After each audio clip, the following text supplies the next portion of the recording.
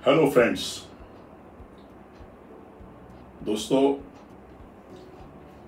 100 दिन में agri business quality expert बनिए। दोस्तों, आज मेरा 34वां एपिसोड है और आज मैं जिस टॉपिक पे आपसे बात करने आया हूं वो है प्री कूलिंग के ऊपर। दोस्तों, जैसा कि आप जानते हैं कि प्री कूलिंग एक बहुत ही इम्पोर्टेंट एस्पेक्ट है अपनी प्रोड्यूस के शेल्फ लाइफ को इंक्रीज करने के लिए, ये लॉसेस को कम करने के लिए। तो आज मैं जिस टॉपिक पर बात करने जा रहा हूं उसका नाम है magic impact of pre cooling in increasing the shelf life and loss reduction of fresh produce. Pre cooling का प्रोड्यूस के शेल्फ लाइफ एक्सटेंशन में और लॉस कम करने में क्या जादुई इफेक्ट है उसके बारे में बात करेंगे। आज मैं आपसे बात करूंगा प्री कूलिंग क्या है, प्री कूलिंग के क्या क्या बेनिफिट्स होते हैं, प्री कूलिंग के कौन कौन से मेथड्स होते हैं, कितनी टाइम तक प्री कूलिंग करनी चाहिए, इन सब के बारे में डिटेल में डिस्कस करूंगा। दोस्तों, मेरा नाम अरुण मेहता है और आप देख रहे हैं मेरा YouTube channel Arun Mehta quality talk. दोस्तों, let's talk about what is pre cooling. Pre cooling क्या है? प्री कूलिंग के अंदर दोस्तों हम लोग फ्रेशली हार्वेस्ट प्रोड्यूस, जैसे ही प्रोड्यूस को हार्वेस्ट करते हैं तो उसको हम प्री कूलिंग करते हैं। उसकी जो रेस्पायरेशन रेट है उसको कम करने के लिए उसे प्री कूल करते हैं। जैसा आप जानते हैं कि जब प्रोड्यूस को हार्वेस्ट किया जाता है तो उसका रेस्पायरेशन बहुत फास्ट होता है। उस रेस्पायरेशन को स्लो डाउन करने के लिए प्री कूलिंग की जाती है। प्री कूलिंग हार्वेस्टिंग, ट्रांसपोर्टेशन और स्टोरेज से पहले का एस्पेक्ट है। प्रोड्यूस जब आप कहीं भेजते हैं तो उसे प्री कूल करके भेजने से उसकी क्वालिटी में इम्प्रूवमेंट आता है, उसकी क्वालिटी में सुधार आता है, उसकी क्वालिटी लंबे समय तक अच्छी रह सकती है। दोस्तों, प्री कूलिंग में एक इंपॉर्टेंट चीज है कि अगर आपने किसी प्रोड्यूस को प्री कूल कर लिया तो उसके बाद आपको उसको कूल चेन में ही भेजना चाहिए, अदरवाइज उसका कोई इम्पैक्ट नहीं रह जाता। आप प्री कूल करते हैं, उसके बाद आपने एम्बिएंट टेम्परेचर में भेज दिया तो उसका कोई इम्पैक्ट नहीं बचेगा। इसलिए याद रखिए कि अगर आप प्री कूलिंग करना चाहते हैं तो आपको उस प्रोड्यूस को कूल्ड चेन के अंदर रेफर मैन में ही भेजना पड़ेगा। तो ये इसका प्री रिक्विजिट है, अदरवाइज इस प्री कूलिंग का कोई फायदा नहीं है। इसका जो डिजायर्ड बेनिफिट है वो तभी है जब आप इसको कोल्ड चेन में भेजें और उसके बाद इमीडिएटली उसको कोल्ड स्टोर में लो टेम्परेचर पे स्टोर कर दें। अब अगला जो क्वेश्चन है वो है प्री कूलिंग के कौन कौन से बेनिफिट्स होते हैं। दोस्तों, पहला बेनिफिट प्री कूलिंग का है ये रेस्पायरेशन रेट जो होता है प्रोड्यूस का उसको स्लो डाउन कर देता है। दूसरा बेनिफिट इसका ये एथिलीन प्रोडक्शन को और राइपनिंग को फ्रूट्स की कंट्रोल करता है। तीसरा इसका जो बेनिफिट है ये मॉइस्चर लॉस और जो प्रोड्यूस की शिवलिंग है उसको कंट्रोल करता है। प्री कूल्ड प्रोड्यूस में मॉइस्चर लॉस भी कम होगा और प्रोड्यूस में शिवलिंग भी नहीं होगी, फ्रेशनेस ज्यादा अच्छी होगी। इसके अलावा ये जो माइक्रो ऑर्गेनिजम्स वगैरह हैं उसकी जो ग्रोथ है उनको रोक देता है या मिनिमाइज कर देता है। जैसा आप जानते हैं कि माइक्रो ऑर्गेनिजम्स जो हैं बैक्टीरिया, फंगस वगैरह हाई टेम्परेचर पे बहुत तेजी से बढ़ते हैं, लेकिन अगर आप किसी प्रोड्यूस को प्री कूल कर देते हैं इमीडिएटली हार्वेस्ट तो उन माइक्रो ऑर्गेनिजम्स की ग्रोथ को प्री कूलिंग कम कर देता है, रोक देता है। इसके अलावा ये जो कूलिंग का लोड है उसको भी कम करता है। अगर आप किसी प्रोड्यूस को प्री कूल नहीं करते और किसी रेफर वैन में डाल देते हैं तो उस पर लोड ज़्यादा पड़ेगा, क्योंकि अब गर्म प्रोड्यूस आप उसके अंदर डाल रहे हैं। लेकिन अगर आप प्री कूल्ड ठंडी प्रोड्यूस के अंदर डालेंगे तो रेफ्रिजरेशन का लोड भी कम हुआ। तो ये सारे बेनिफिट्स हैं प्री कूलिंग के। अब हम बात करते हैं कि कितना टाइम चाहिए प्री कूलिंग करने के लिए। दोस्तों, इसका कोई फार्मूला नहीं है। इसमें इंपॉर्टेंट चीज़ ये है कि इसके कई फैक्टर्स हैं जिसकी वजह से डिसाइड होता है। पहला फैक्टर है the difference in temperature between the produce and the cooling system. किस टेम्परेचर का प्रोड्यूस आप कूलिंग सिस्टम में डाल रहे हैं उसके ऊपर डिपेंड करता है। अगर बहुत गर्म प्रोड्यूस तो ज़्यादा टाइम चाहिए, ठंडा प्रोड्यूस है विंटर के मौसम में डाल रहे हैं तो कम टाइम चाहिए। दूसरा, जो rate of heat transfer from produce to the cooling medium also depend upon the packaging और स्टैकिंग कैसे करें उस पर डिपेंड करता है, उससे भी इसका जो टाइम डिसाइड होता है। तीसरा जो है accessibility of the cooling medium to the produce. Cooling medium का प्रोड्यूस का क्या क्या एसेसिबिलिटी है और उसके ऊपर कौन सा मेथड यूज किया जा रहा है स्टैकिंग का, उस पर डिपेंड करता है। चौथा, कौन सा मीडियम आप कूलिंग का यूज कर रहे हैं, कौन सा मेथड यूज कर रहे हैं उस पर डिपेंड करता है। तो ये टाइम कोई फिक्स नहीं है, इन सारे फैक्टर्स पे रिस्पॉन्सिबल होता है। अब दोस्तों बात करते हैं कौन कौन से मेथड है प्री कूलिंग के।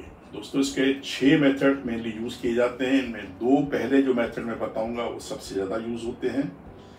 ये जो 6 मेथड्स हैं, पहला है रूम कूलिंग, दूसरा है फोर्स्ड एयर कूलिंग, तीसरा है हाइड्रो कूलिंग, चौथा है हाइड्रो एयर कूलिंग, और 5वां है कॉन्टैक्ट आइसिंग और पैकेज आइसिंग कूलिंग, और छठा है वैक्यूम कूलिंग।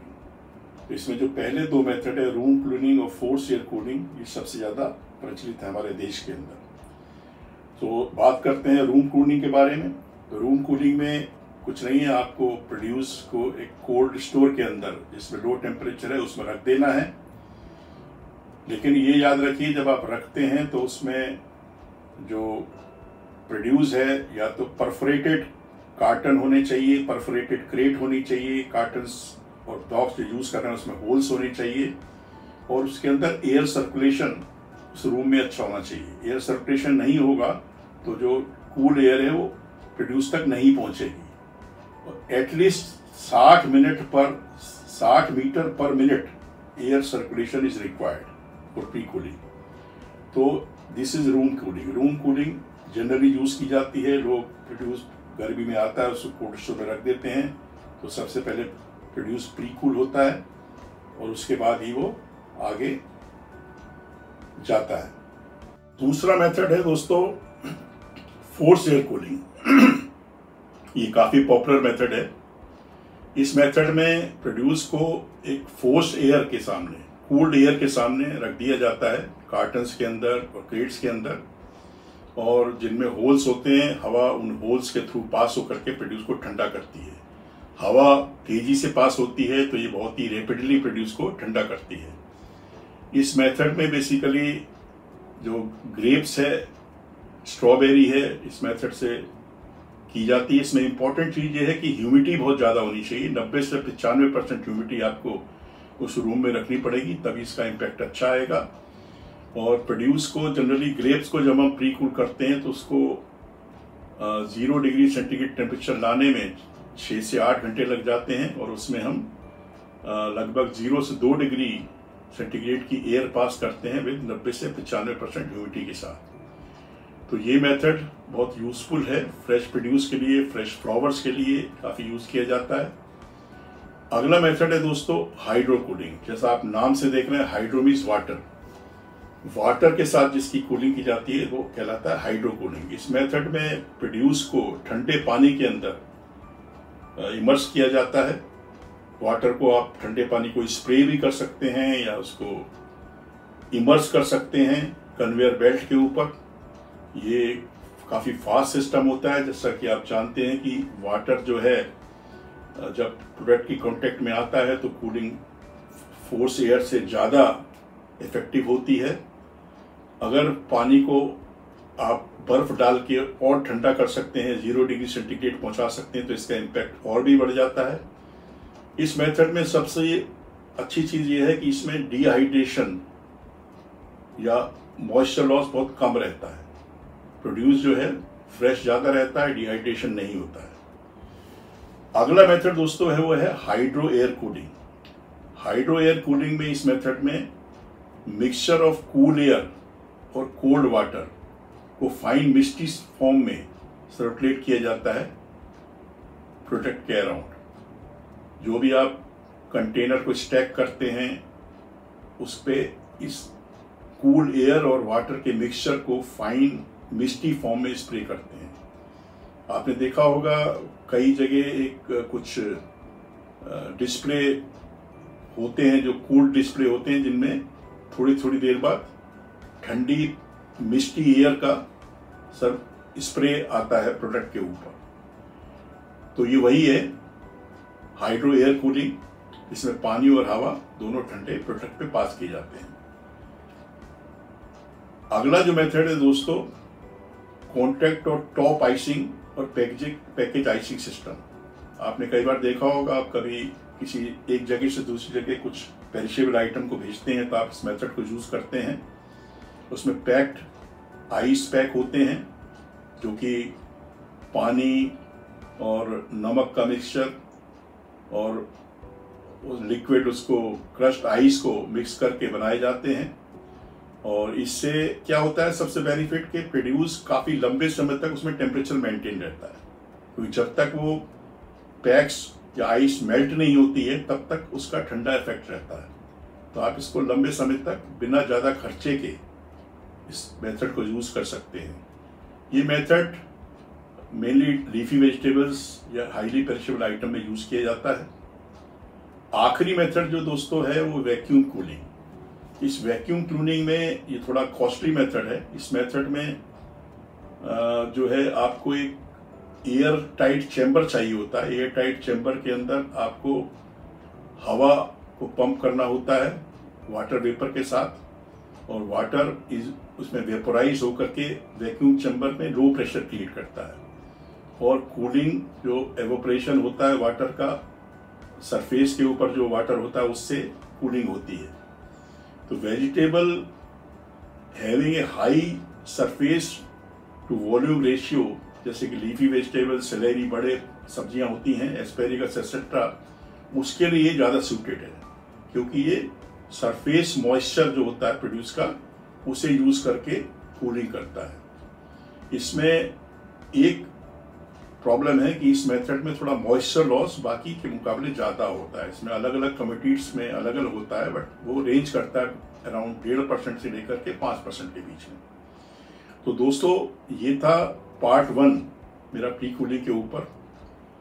पार्ट 2 इसके बाद मैं एक दूसरा वीडियो लाऊंगा जिसमें इसका पार्ट 2 होगा, और उस वीडियो में आपसे बात करूंगा मेरिट्स और डीमेरिट्स जो कि प्री कूलिंग के होते हैं फ्रेश प्रोड्यूस के अंदर। क्योंकि प्री कूलिंग 6 मेथड मैंने बताए, उन 6 मेथड में कौन सा मेथड किस प्रोडक्ट के लिए यूज करना चाहिए, किस मेथड का किस में बेनिफिट है, किस मेथड का किस में बेनिफिट नहीं है, डीमेरिट है उसके बारे में, और किन किन आइटम में कौन सी सिस्टम यूज करना चाहिए उसके बारे में मैं एक नेक्स्ट वीडियो बनाऊंगा। उम्मीद करता हूं कि आपको आज का मेरी वीडियो पसंद आया होगा। अगर आपको पसंद आया हो तो लाइक करना मत भूलिए, और अगर आपने मेरा चैनल अभी तक सब्सक्राइब नहीं किया है तो उसे आज ही सब्सक्राइब करिए। दोस्तों ये वीडियो मैं अपने देश के स्टूडेंट्स और एग्री प्रोफेशनल्स के लिए बनाता हूं। जैसा मैंने आपसे प्रॉमिस किया है कि मैं 100 वीडियो इस सीरीज में बनाऊंगा, और मेरा दावा है कि 100 वीडियो देखने के बाद आप क्वालिटी या एग्री बिजनेस एक्सपर्ट बन जाएंगे और आपको कहीं भी कोई फेल नहीं कर सकता। तो दोस्तों इंतजार कीजिए मेरे अगले वीडियो का।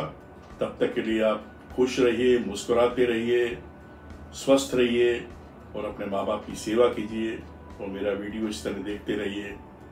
तब तक के लिए धन्यवाद। Thanks for watching my video. जय हिंद।